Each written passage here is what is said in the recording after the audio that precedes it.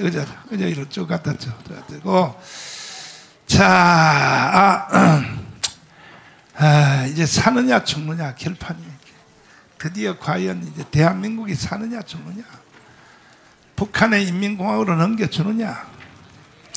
넘겨줄 수 있어 없어요? 우리 박사님들 얘기를 잘 들으시고 교수님들 얘기를 잘 들으시고 아멘.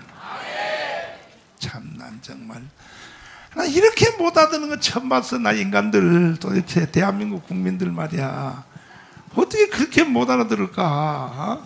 최고의 전문가들이 하는 말도 안 듣고 말이야. 이동욱 듣고 있냐? 응? 아니 듣고 있냐 이거? 제발 말이야. 김밥이 옆구리 튼 소리 하지 말고. 자, 다시 한번 보겠습니다. 김영곤 목사님 영상 다시 한번 보겠습니다.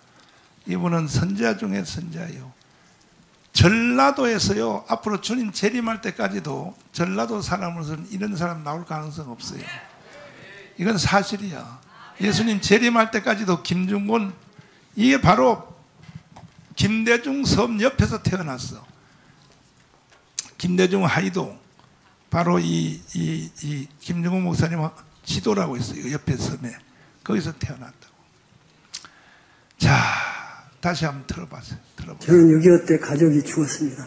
내 눈앞에서 아버지도 죽고 공산당이 우리 집 머슴 살던 사람의 아들이 위증을 해가지고 인미재판을 해서 밤에 끌고 가서 내 아내도 죽이고 아버지도 죽이고 진짜 막 그냥 찔러서 죽이고 때려서 죽였어요. 나도 죽었다가 살아났는데 이 사람들이 끌고 다니다가 못 죽여요. 그건 정말 하나님이 개입 안 하면 있을 수 없는 얘기예요. 10사람이 공동 운명체가 되기 위해서 10사람이 하나씩 때려서 죽여야 돼요. 돌로라도. 참여 안 하면 그 사람이 죽어요. 그러니까 아비 교환이고 지옥이었어요. 마을 공산당들이 시켜서 강요해서. 지금 만일에 국보법을 없애버리면 이순신 장군 동상, 거기 김일성 동상을 설 겁니다. 그리고 애국가 대신에 김일성 창가를 부를 것입니다. 세상이 이렇게 변해가고 있으면 그때가 되면은 기독교가 있느냐? 아, 중국도 있는데 왜 없어? 아닙니다. 이것은 명예 싸움입니다. 북한 자체의 정권은 식물 정권이지만 남한의 좌익이 몽땅 뭉쳐가지고 저 서울시청 앞에서처럼 그 좌익이 다 뭉쳐가지고 이 정권을 없애버리고 다시 좌익 정권이 서게 되면 그 다음에 북한하고 합작해서 남북 국회의원들이 모여서 이제 연방정부를 세웠다 해버리면 끝입니다. 그러면 연방정부를 세웠다 하면 끝이다 이거야. 북한의 국회의원들을 불러서 한국의 국회의원까지 결의하면 이게 누가 만들었냐? 김대중이가 가서 연방제 통일법을 합의를 하고 왔어요. 우리 교수님. 네. 이거는 헌법 위반이 아니에요. 김대중이가 가서. 헌법 위반이죠. 헌법 위반이에요. 왜냐하면 김대중 대통령이 한 것이 6.15 선언이고 노무현 정부가 한 것이 10월 3일 공동선언인데 네. 노무현의 10월 4일의 선언은 이미 김대중의 6.15 선언을 확인한 행위였습니다. 거기서 김대중 대통령이 합의를 해온 것은 뭔가 하면 낮은 단계 연방제를 합의를 해왔단 말이죠. 낮은 단계고 높은 단계에 있는 것인데 그건 뭐 제가 설명을 생략하고 낮은 단계라고 하는 것은 남한과 북한이 하나의 민족이다. 하나의 국가이다. 이걸 전제로 해서 정부만 달리한다. 그러면서 군사, 정치 몇 가지는 각자 행사하지만 그걸 기초로 해가지고 한 나라를 만들자. 그렇게 이제 합의를 해온 것이 낮은 단계 연방제인 것인데 이것이 왜 헌법에 위반되느냐? 북한하고 남한은요. 북한은 남쪽에 대해서 적화 통일을 한 번도 포기한 적이 없습니다. 남한을 북한식의 인민민주주의로 만들려고 하는 것을 한 번도 포기한 적이 없다는 뜻이죠. 그런 사람과 함께 통일 논의를 했다는 자체도 어불성설임과 동시에 우리 헌법은요. 자유민주적 기본질서에 입각한 통일을 원칙으로 하고 있습니다. 좀 쉽게 말하면 북한은 또 이 김대중은 민족 중심으로 통일을 하자는 것이에요. 우리가 가장 경계될 것이 민족 우선입니다. 대한민국 헌법은 민족 우선이 아니라 통일의 결과가 자유민주주의일 것을 요구하는 내용을 담고 있는 것이에요. 여러분 그렇게 이해하시면 쉽죠, 그렇죠? 네. 민족 우선이냐, 자유민주주의를 우선하느냐 이 차이입니다. 더 구체적으로 말씀드리면 이런 거예요. 북한하고 남한은 지방 정부로 두고, 정부야 정부. 그 문재인이가 평양 가서 연설할 때 남측 대표로 왔다고 이렇게 말하는 거야.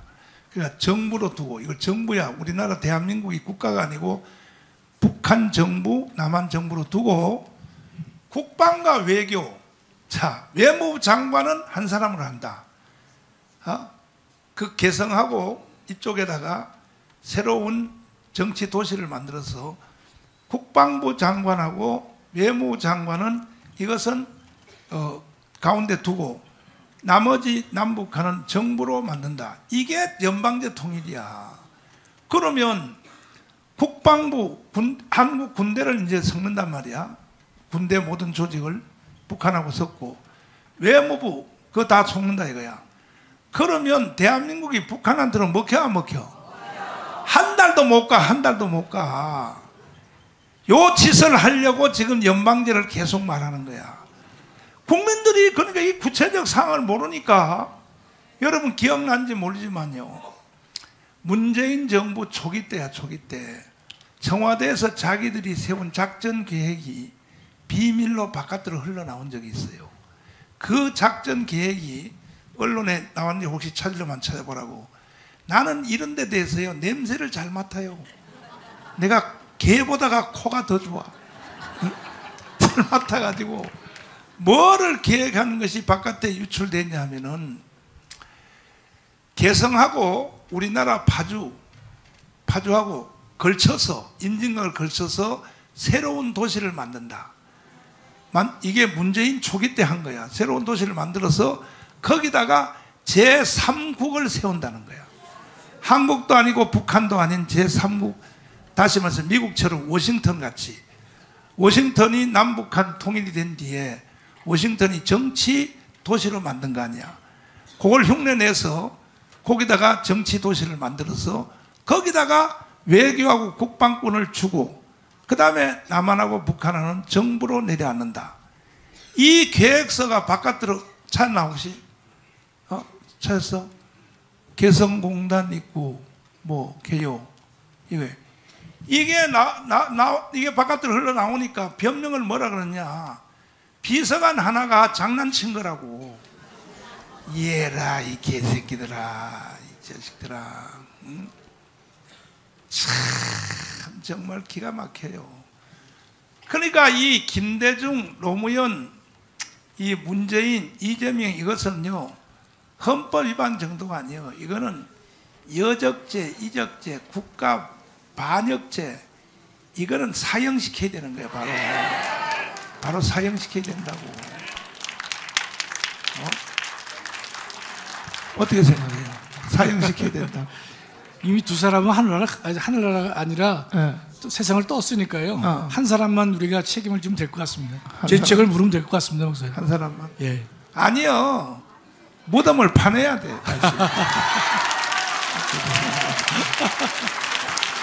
함유선 장관. 국방과 외교만 공유하고 양쪽을 정부로 둔다. 이게 연방제 통일인데 그렇게 되면 국방과 외교를 공유한다 그러면 우리가 먹혀요, 안 먹혀요? 장군님, 작전적으로 어떻게 생각하세요? 그런 이상적인 나라 만들어도 될까요? 이상적인 나라가 아니죠. 아니 예면, 북예면, 남예면이 비슷하게 했다가 어떻게 됐어요? 아니 그러니까 뭐 싸우고 완전히 큰 희생을 하고 지금 쫄딱 망했는데 네. 연방제란 것은 네. 미국처럼 하는 연방제가 있고 그다음에 이라크처럼 하는 연방제가 있습니다. 네. 미국은 각 주가 네. 50개 주의 주가 다 모여서 또 하나의 나라로 움직입니다. 네. 근데 이제 이라크 같은 경우는 제가 갔을 때만 해도 그 18개 주가 있는데 시아파, 수니파 또는 시아하고 수니가 혼재되어 있는, 그다음에 쿠르드족 이렇게 되어 있습니다. 거기가 이제 지금 목사님이 말씀하시는 외교 국방은 하나로, 그다음에 이제 저 석유, 석유 돈이 나오니까 이것은 인구 비례에 의해서 주고 국회의원들 주고 이런데 지금 북한이 이제 계획하고 있는 그런 것은 이라크형을 거하죠. 이게 뭐 바람 잘 날 없지 않습니까? 자기들 미군 철수하면 되겠다고 철수하라고 그래서 미군이 빠져나오니까 지금 뭐 더 혼란에 빠졌습니다. 그래서 목사님 말씀하시다시피 연방제의 허점은 뭐 있느냐 하면은 우리 국민들도 다 안심하고 이거 잘 모르니까 속이기 쉽습니다. 지금 더불어민주당이 검수완박법, 노랑봉투법, 이번에 또 대법원장 그 청문회 저 인준 부결을 시키는 거 보십시오. 뭐든지 할 수 있습니다. 그 사람들은 뭐 국가 이익이든 뭐든, 또 그 중에 또 많은 인원들이 북한의 지령을 받는 종북 세력이다 보면은 이건 뭐 있을 수 없는 일이죠. 목사님, 이게 연방제를 하게 되면 핵심이 하나의 국가 아닙니까? 그렇지. 하나의 국가의 두 개 정부니까 핵심은 우리 하나의 국가 내에 주한미군이 존재할 필요가 없다는 결론이 도출되는 것이에요. 하나의 국가의 두 개 정부니까 하나가 국가가 되면 주한미군 뭐가 필요하냐? 필요 없게 되는 것이죠.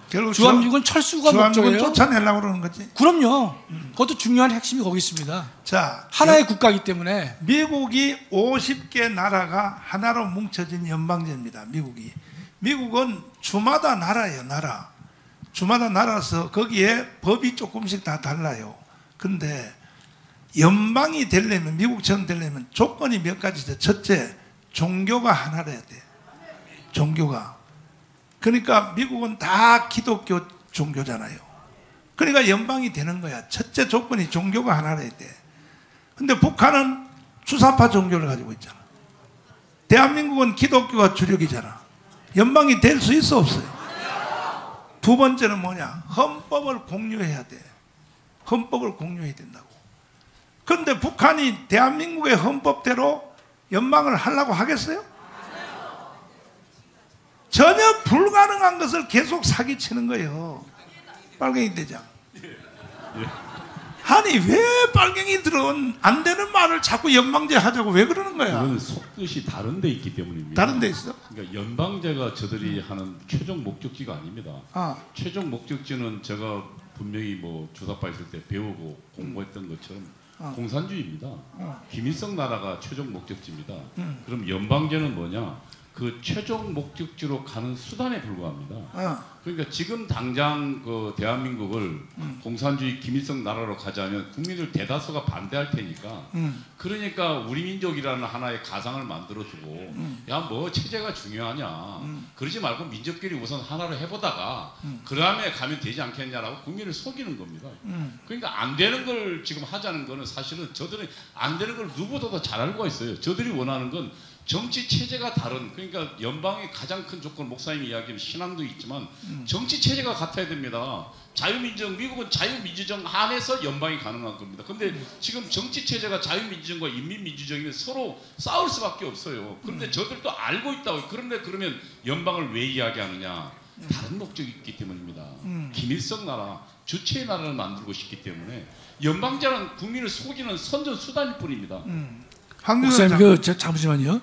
연방제의 조건으로서 목사님께서 종교와 헌법을 말씀하셨는데 그게 뭐 틀린 말씀은 아닌데, 그러니까 객관적으로 본다면 연방제가 되기 위해서는요 하나의 이념과 가치를 공유해야 됩니다. 하나의 이념과 가치를 공유된다는 뜻이죠. 거기에는 종교도 될 수 있는 것이고, 그다음에 헌법도 될 수 있는 것이고, 그다음에 합의가 될 수 있는 것인데, 지금 남한과 북한은 하나의 이념과 가치를 공유하지도 않을 뿐더러 할 수 없는 상황이기 때문에 연방제의 가장 중요한 조건이 결여되어 있기 때문에 연방제는 어불성설이다 이렇게 봐야 될 것입니다. 자, 황선영 장군님,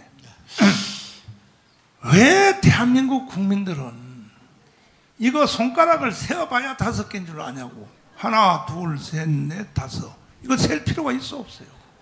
뻔한 건데 왜 국민들의 절반이 속을까요? 왜 그럴까요? 국민들이 왜 그럴까요? 도대체가.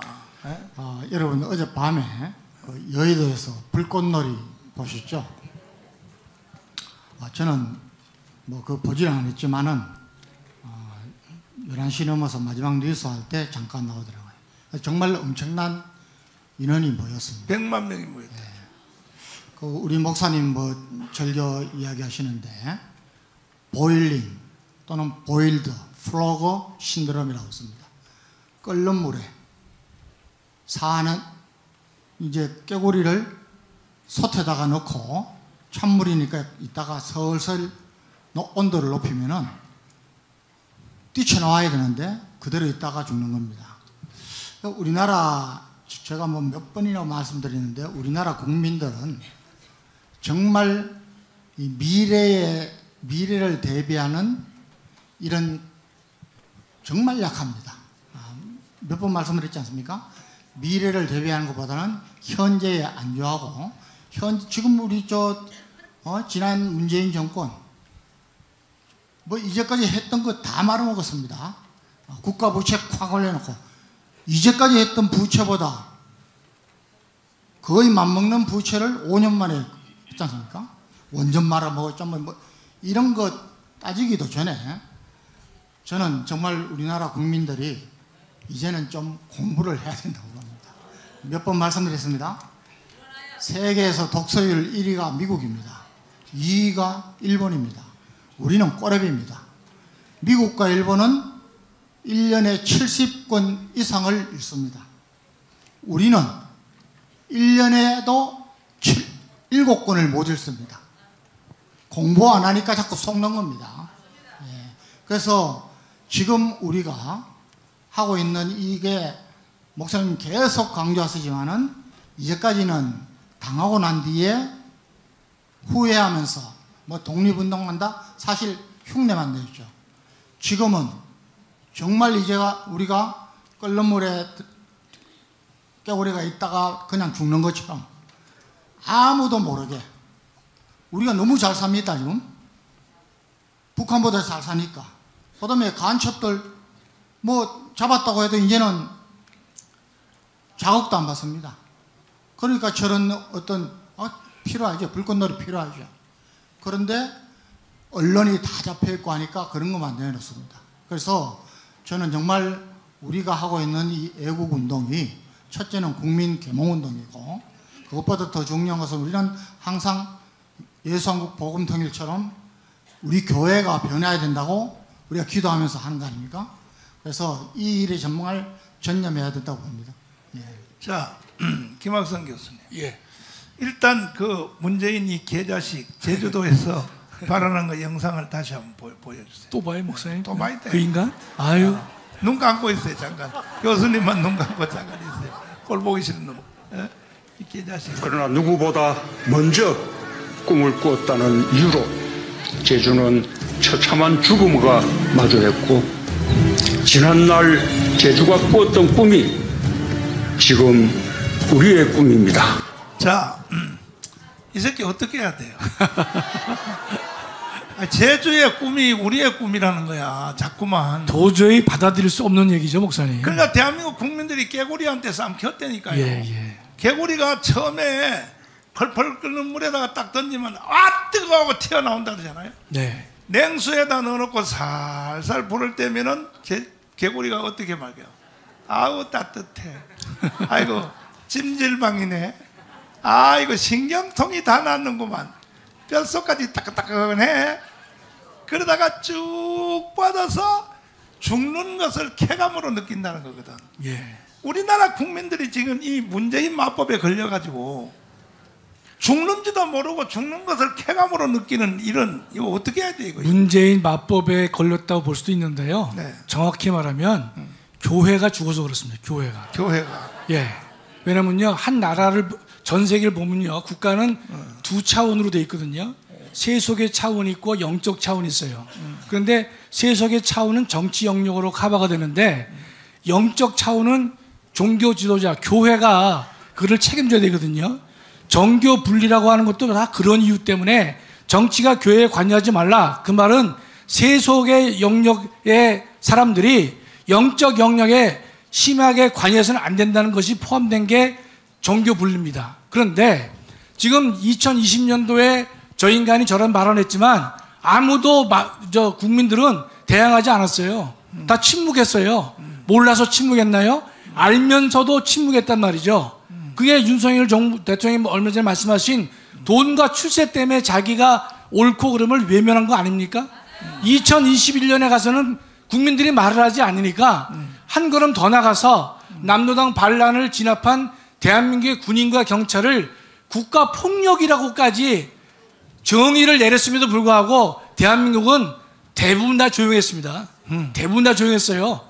거기서 뭐 목사님께서 유일하게 대항하셔서 문재인과 싸우신 거 아닙니까?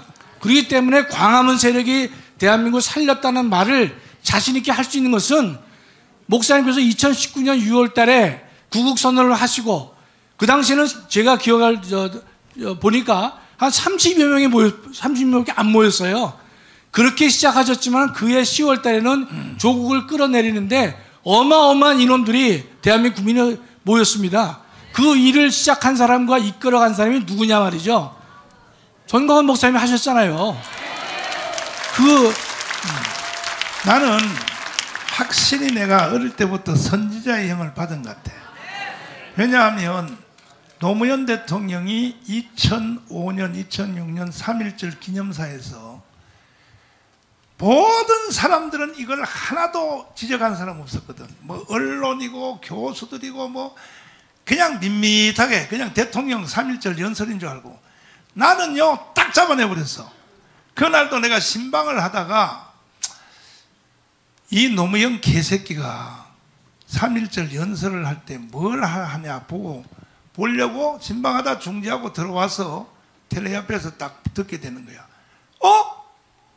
앞에 뭐 연설을 하다가 이렇게 하는 거 이렇게 보세요. 이게 뭐라고 되는가. 이제 용산기지 이전이 결정되었다. 자, 용산기지가 어디서 이전하냐. 용산에서 미군 부대가 평택으로 간다 이거예요. 몇 년이 지나면 용산기지는 우리 국민들, 우리 서울 시민들에게 반환될 것이다. 그 다음 말을 보라고요.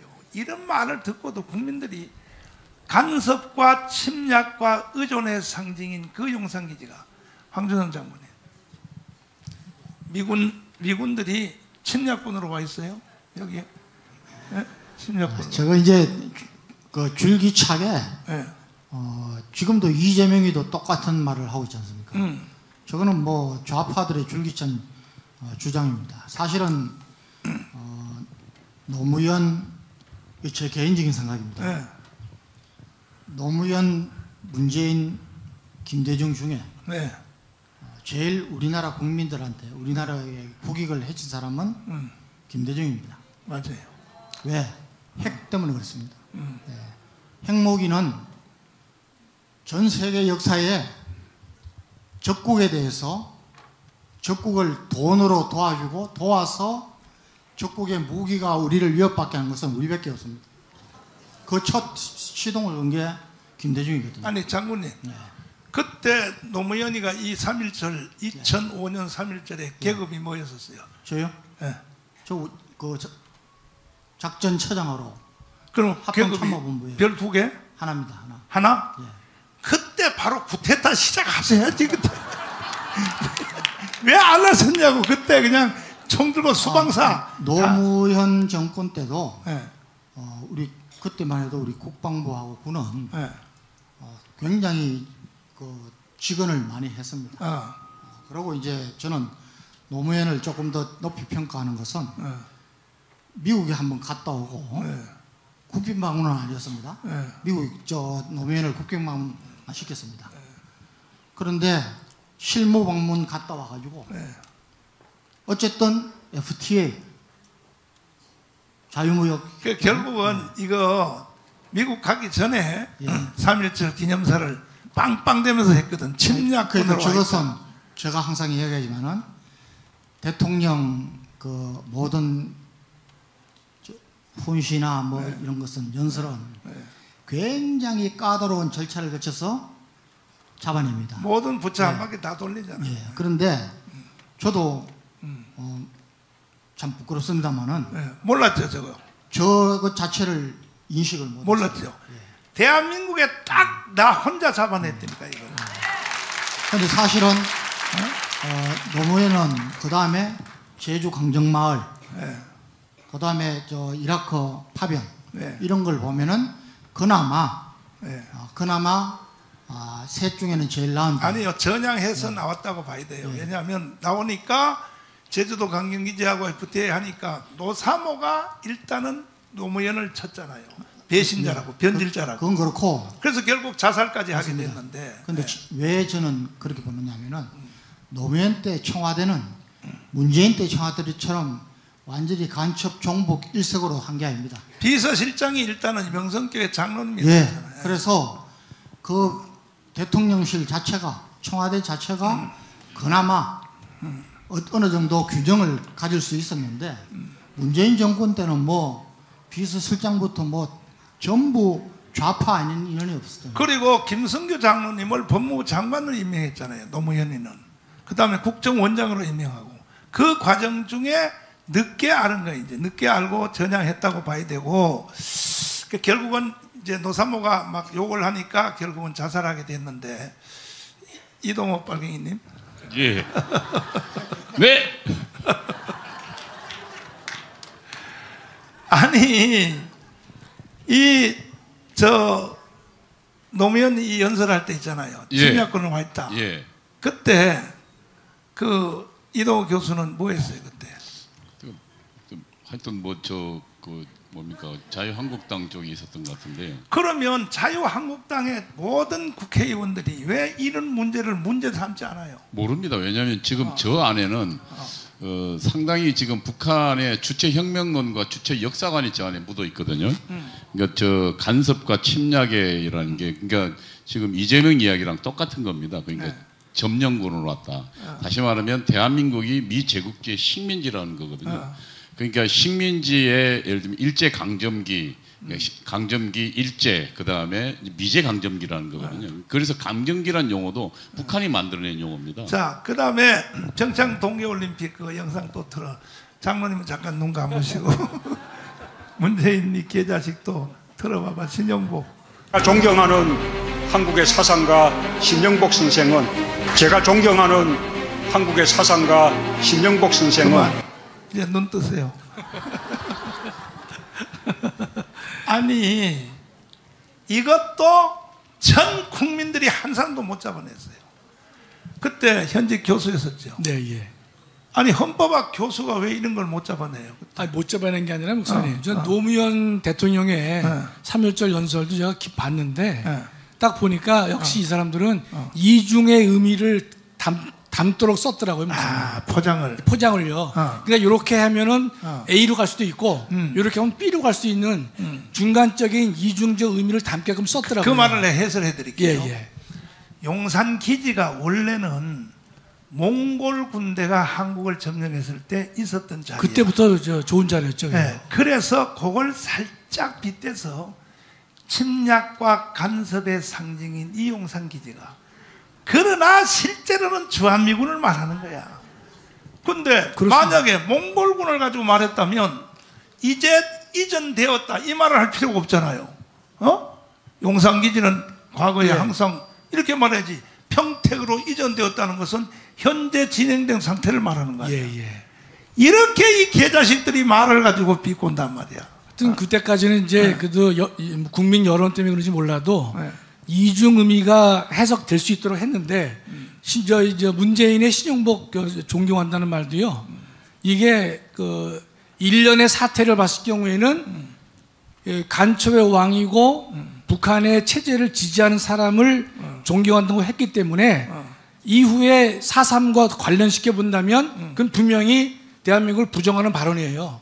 그러나 그것만 딱 잘라놓고 보면 신영복이가 쓴 그 책자가 많이 있는데 그 좋은 글이 많거든, 목사님. 그런데요. 그 현장을 봐야 될 거 아닙니까?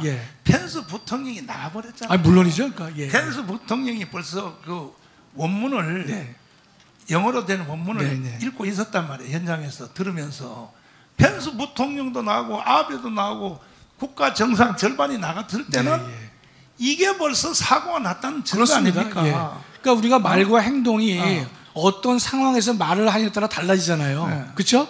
예, 근데 영화관에서 불이야 하는 얘기하고 보통에서 불이야라는 말은 다르단 말이죠. 그럼 펜스 부통령, 일본의 아베, 세계 각국의 정상들이 있는 자리에서, 그것도 김여정이가 참석한 그런 자리에서 간첩의 왕 신영복을 존경한다는 말을 했다고 하는 것은 분명히 대한민국을 공격하고 부정하는 것이죠. 자꾸 교수님 말 돌리지 말고 지식인을 대표해서 사과하시라고. 우리가 그때 문제를 못 잡아낸 거에 대해서 전 교수들을 대표해서 사과하시라고요. 예, 뭐 교수 대표는 못 된다 하더라도 교수의 한 사람으로서 상당히 부끄럽게 생각합니다. 네. 자, 그다음에 나는 이 모든 사건마다 조선일보한테 먼저 전화를 해요. 조선일보한테 전화를 해서 확인을 해요. 이렇게 연설한 게 맞습니까? 연설문 왔대. 이거 문제 있는 거 아닙니까? 그러니까 조선일보 문제 없다는 거야. 얘라, 얘라. 정말 빨갱이 이동우 교수님. 네. 아니 왜 신영복 저런 발언했을 때 국민의힘 정당이 저항하고 일어나야지 왜 안 일어나요? 모르기 때문입니다. 몰라요? 신영복은 감옥에서의 사색이라는 책만 알지 신영복이 통일혁명당의 최대 핵심이고 그리고 그가 꿈꿨던 것은 대한민국을 전독해서 북한 체제로 만드는 것이라는 그 구체적 내용들을 전부 잊어버리고. 아니 근데 하태경이는 알 거 아니에요. 하태경이는 알죠. 알지. 예. 근데 왜 이 새끼들이 왜 가만히 있냐고. 좀 아니 목사님 돈과 추세 때문에 그런 거 아닙니까? 돈과 추세 때문에. 하태경이는 일로 오고 싶어 온 애가 아닙니다. 제가 명확하게 이야기하면 문익환 목사 밑에 있다가 문익환 목사가 북한 갔다 온 참 하태경 저분 나한테 또 되게 뭐라 하겠네. 저 녀석. 하여튼 그런데 정확하게 말씀드리면 문익환 목사가 북한 갔다 오고 나니까 이게 좀 자기가 보던 거랑 다르거든요. 그러면서 이제 그 통일운동을 북한과는 연합하지 말고 남한 단독으로 하자고 북한과 그러니까 범인연에서 빠지려고 그랬어요. 그 자리에서 주사파애들이요 배신자 변절자고 아주 입에 담지도 못한 욕을 했습니다. 그러면서 이제 문익환 목사가 점점 빠지기 시작했거든요. 그러니까 이제 지금 문익환 목사 그룹이 하태경이 그 문익환 목사 비서의 역할을 했었단 말입니다. 그러니까 얘는 이제 할 수 없이 전향의 길을 가게 된 거예요. 그래서 전향이 불출저합니다. 자, 그 다음에 장춘체육관에서 이 윤석열 대통령 유엔사 해체를 노래 부르고 다녔다. 그거 한번 들어보세요. 자, 이번엔 또 이제 황준성 장로님을 내가 조질라 그래요. 왜 이런 말을 듣고 왜 구테타 안 하냐고. 장군님들이 돼가지고 왜 구테타 안 하냐고. 자, 들어봐. 자, 들어봐. 책임 있는 국가관 그리고 명확한 안보관을 가져야 합니다. 왜곡된 역사의식, 무책임한 국가관을 가진 반국가 세력들은 핵 무장을 고도화하는 북한 공산 집단에 대하여 유엔 안보리 제재를 풀어달라고 읍소하고 유엔사를 해체하는 종전선언을 노래 부르고 다녔습니다. 장로님, 이 노래 부르고 다닐 때는 계급이 뭐였었어요? 제가 전역한다면서요. 전역한다면? 아이고 하나님이 살려주셨네. 하나님이 살려주셨네. 근데 저는 정말 그때도 말씀드렸지만은 네. 저 연설을 보고 네.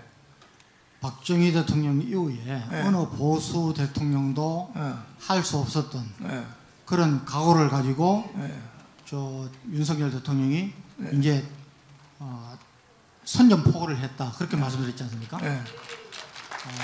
선전포고를 하고도 지금 굉장히 좀 그런 저희들이 보기에 좀 속도가 더디다고 보는 것은 좀 외부적인 환경도 있고 사실은 국회든 뭐든 이런 것도 있지만은 신중하게 하기 위한 것 같습니다. 아니 근데 교수님들이나 장로님들과 머릿속에 먹물이 좀 들어간 사람들은 말을 복잡하게 해요. 아니 목사님 말을 쿠데타를 하라고 하면은 저한테도 비밀스럽게 말씀하세요. 온 국가에 다 계엄령도 마찬가지입니다. 아니 그건 놔두고 하고 싶어도 못하지요. 아니 그건 놔두고 요 말을 해봐요. 유엔사가 30명밖에 안 된다며요. 예, 그 이제 인원은 왔다 갔다 하는데 네. 전체 규모로 봐서는 근데 그게 있으나 없으나 저 문재인 말이 맞네. 아니죠. 네. 유엔사가 있는 것은 30명밖에 없다며요. 그렇지만은 네.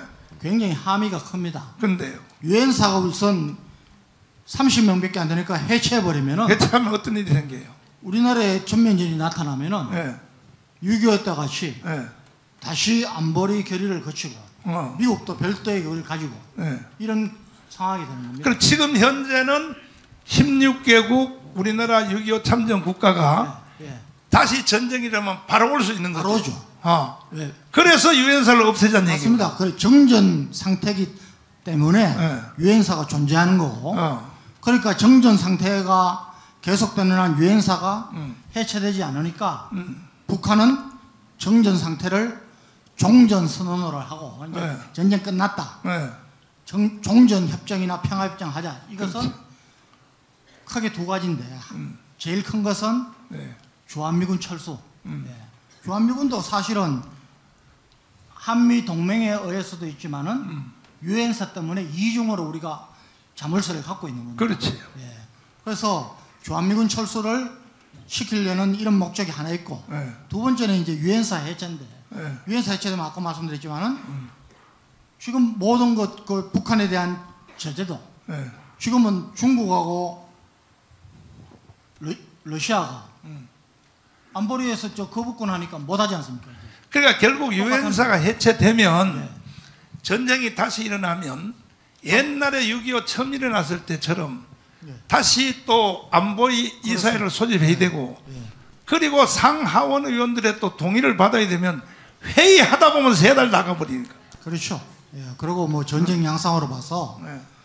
우리가 지지는 않지만 네. 저는 단독으로 우리가 해도 이긴다고 봅니다.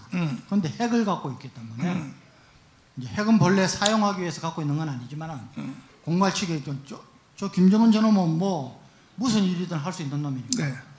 그래서 필요한 거고 그 다음에 그것보다도 또 필요한 것은 아까 우리가 전쟁은 싸워서 이기는 그 무기체계 당면한 무기체계도 중요하지만은 얼마나 지속할 수 있느냐 경제력 그 다음에 전쟁 준비가 필요한데 지금 유엔사는 후방기지를 일본에 갖고 있기 때문에 자동적으로 그것을 사용하면은 뭐 제가 뭐 장담하지만은 뭐 한 일주일 내에 마칠 수 있습니다. 그러면요. 예. 내가 이거 그 법에 안 걸릴 만큼은 대답하세요. 전쟁 딱 일어나면 주1 미군 있죠. 예. 한국에 오는데 저 몇 주간 걸려요. 한국에 바로 오는. 지금 현 상태에서 현 상태. 예. 뭐 공군 같은 경우는 1시간 내로 들어오고 1시간 내로. 그래도 해군도 뭐 처벌 안 받도록 말 조심해야 돼. 아니 그러니까. 국가 비밀을 또 폭로했다 그래가지고 또. 아니 옛날하고 다르게 지금은 뭐 옛날에는 육군이 와 있어야 되지 않습니까? 육군이 오는 데는 시간이 걸립니다. 그런데 지금은 그럴 필요가 없습니다. 근데 저기 오사카에 있는 그 7함대 7함대는 오는데 며칠 걸릴까요? 부산으로 오는데 한 뭐 며칠 걸리는 게 아니고 전쟁이 일어나면은 H아워가 되면은 벌써 들어와 있습니다. 미리 사전에 위기 단계가 고조되면은 지금 데프콘을 했지 않습니까? 네, 그렇죠. 지금 데프콘 4 상태입니다. 그래서 문재인이 개새끼가 계속 유엔사를 없애라고 계속 발광 떨어졌죠. 자, 헌법학자님. 예. 이 새끼 어떻게 해야 돼? 헌법을 다스려야 될 거 아니에요. 그보다도 우리 황장군 누님이 이제 국가 기밀을 많이 아시잖아요. 근데 말씀하지 못하는 영역에 대해서 궁금한 게 있으면 저한테 물어보세요. 헌법은 그만 물어보시고 그거 물어봐 주세요, 목사님. 그래요? 그러면 저 전쟁 딱 일어나면 일본에 있는 군인이 한국에 오는데 얼마나 걸릴까요? 국가 기밀입니다.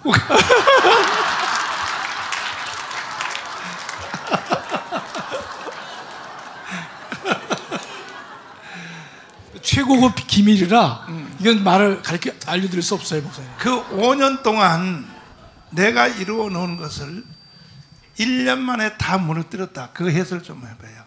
뭐를 무너뜨리고. 그러니까 문재인은 분명히 재임 중에 잊혀질 인물이 되길 원한다고 떠들었는데 요새 보면 입을 다물질 못하고 있죠. 그렇죠? 첫 번째 좀 속이 뒤집어지는 이야기가 윤석열 자기가 5년 동안 해놓은 것이 1년 반 만에 무너져 내린 것을 내렸는데 허망하다 그랬습니다. 허망하다. 그래서 제가 신문 보면서 이런 미친놈, 아이고, 지가 한 게 뭐가 있다고 1년 반 만에 원상 회복을 다 못 시키고 있잖아요. 근데 그걸 갖다가 뻔뻔스럽게 치적이 다 무너졌는데 허망하다 이런 말을 해서 하여튼 저 인간하고도 말을 섞을 수가 없어요. 자, 마지막 결론으로 빨갱이 대장님. 예. 국민의힘 정당이 희망이 있어요, 없어요? 솔직히 없습니다. 없어요. 예, 싸울 투지도 없고 이념도 없고 용기도 없습니다. 저 실력 가지고 내년에 200석 할 수 있어? 지금 현재 총선에서 왜 총선을 앞두고 여론이 지지하냐, 지지부진하냐 딱 하나입니다. 저들이 싸우지 않고 있기 때문입니다. 윤석열 대통령은 지금 반국가 세력이라고 지금 싸우고 있는데 혼자 싸우고 있는 겁니다. 아시다시피 문재인이 적폐청산 이야기했을 때요, 그 더불어민주당 전체가 나서가지고 아예 그냥 보수 세력을 싸잡아 불태워버렸습니다. 그렇게 싸웠기 때문에 우리가 굉장히 후퇴했었죠. 지금 현재 저들이 싸우지 않으니까 이재명이 떳떳하게 자기가 무슨 정치범 행세를 하고 있어도 사실상 저들을 코너로 몰고 있지 않는 겁니다. 저들을 코너로 몰아야 제가 알기에는 그 비명하고 무슨 친명 비명 얘들이 서로 싸우면서 살려고 나올 거거든요. 저희가 200석 할 수 있는 길은 하나밖에 없습니다. 저들을 코너로 싸워서 코너로 몰고 그 다음에 저들이 내부에서 살려고, 그래서 이재명이 하고 그 주사파로부터 탈출 러시가 일어나요. 우리가 200석 합니다. 근데 지금 그렇게 못 몰아붙이니까 저들이 오히려 우리에게 지금 공격하고 있는 겁니다. 이대로 가면 총선은 못 이깁니다. 주사파 척결 투쟁에 광화문과 국민의힘이 함께 더불어 싸울 때만 우리는 200석 이길 수 있습니다. 제주도 그 국방부 차관하고 경찰청장 사과하는 거 영상 한번 보여줘봐요. 또 이제 황준성 장로님을 조질라 그래요.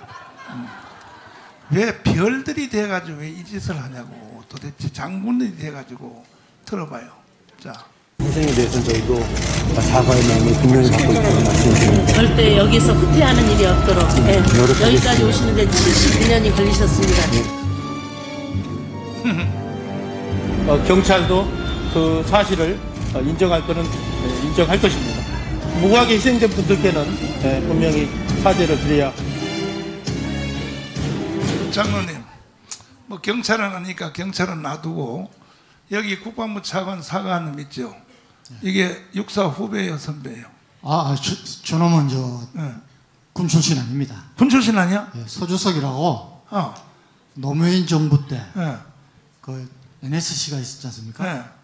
그때 그 실무자였습니다. 아니 근데 군 출신도 아닌 사람이 국방부 차관도 할 수 있어요? 문민정부니까.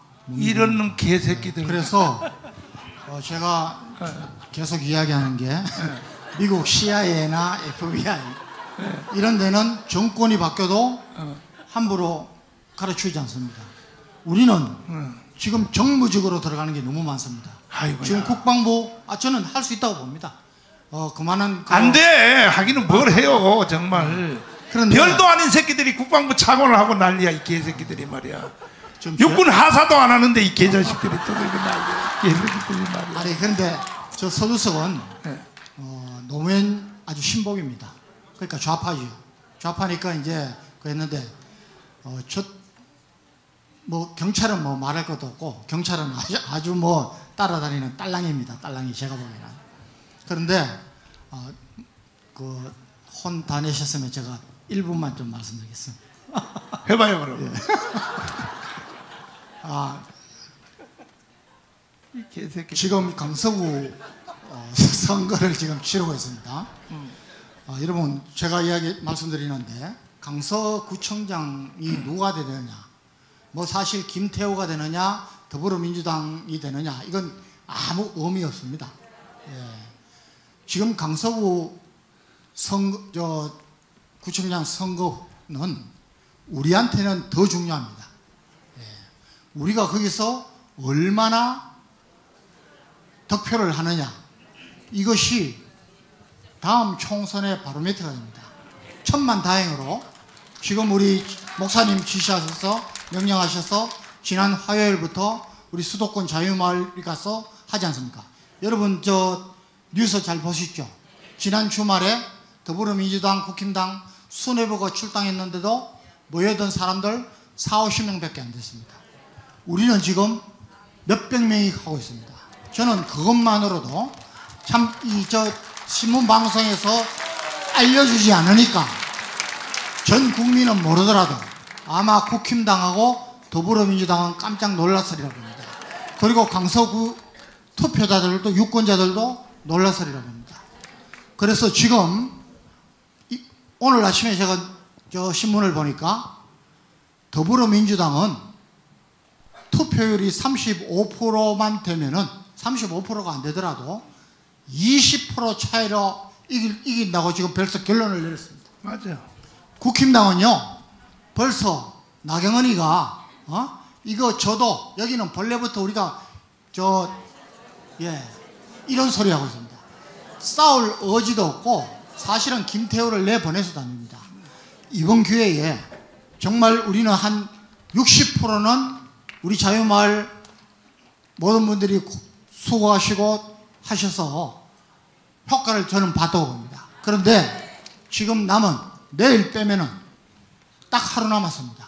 11일 날 선거에서 정말 우리가 득표를 많이 해야 됩니다. 보니까 투표권을 가진 분들이 50만 명, 50만 300명이 되는데 투표율 35% 하면은 여러분 우리가 거의 2만 1000명 다 해야 한 15%입니다. 35% 하면은 18만 명이거든요. 투표하는 분들이. 그러면은 우리 거기 있는 우리 가입한 분들 2만 1000명 플러스 좀 더 해가지고 저희들이 거기서 10% 15%만 하면은 국힘당이 우리한테 머리 숙이게 됩니다. 이거 굉장히 중요합니다. 그래서 내일 많이 모이실 때 옆에 사람들 그래서 저는 총선은 오히려 걱정이 안 됩니다. 왜? 지역구는 지역구대로 하고 우리 아마 500만 가입하신 분들은 비례대표는 자유통일당 찍을 겁니다. 그리고 옛날처럼 우리가 저 기호가 뒤에 있는 것이 아니라 지금 목사님 많이 노력하고 계시는데 기호가 앞으로 5번, 6번 이내로 달라붙을 겁니다.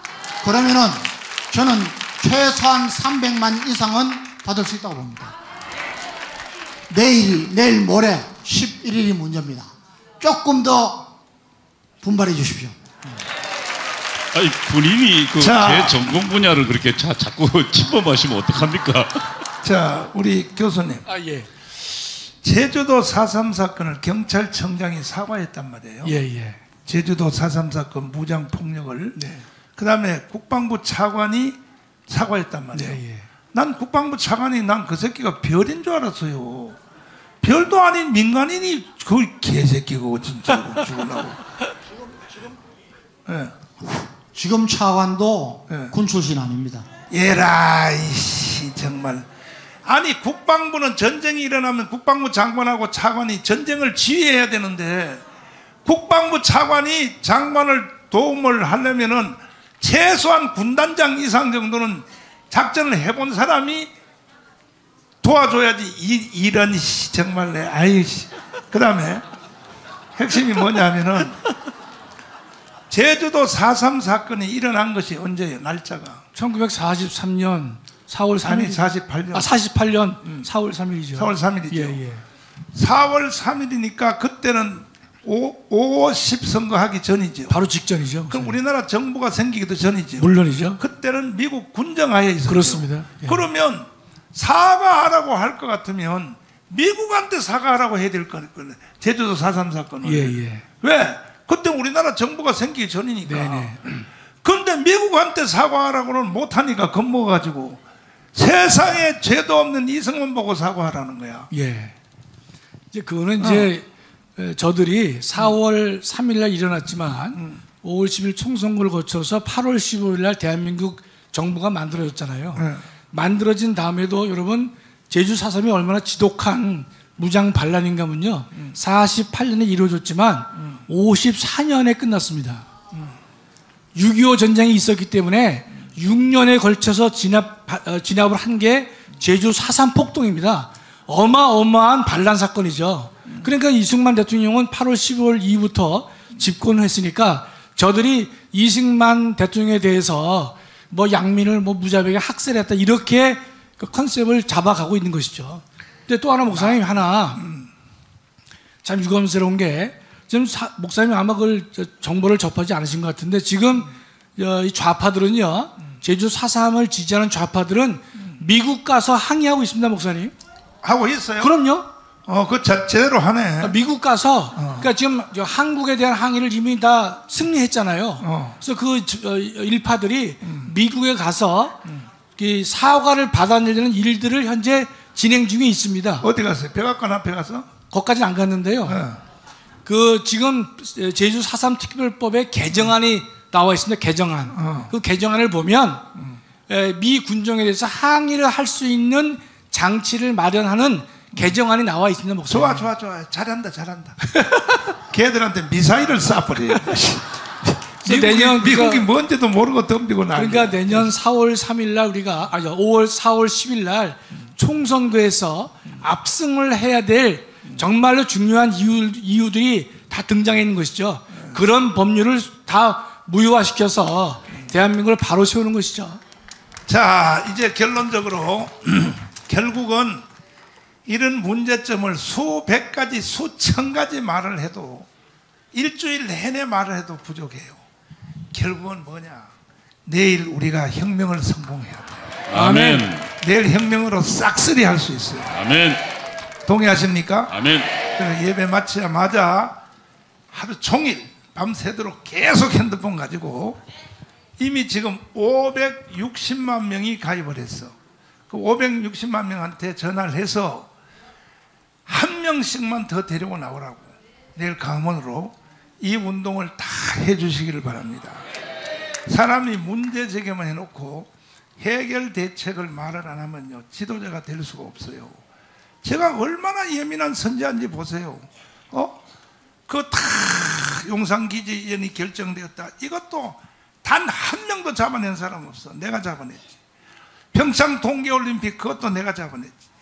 다 나 혼자 잡아낸 거라니까. 내가 선지자의 영을 받았다니까요. 그러니까 여러분들은 내 말 들어야 돼, 안 들어야 돼?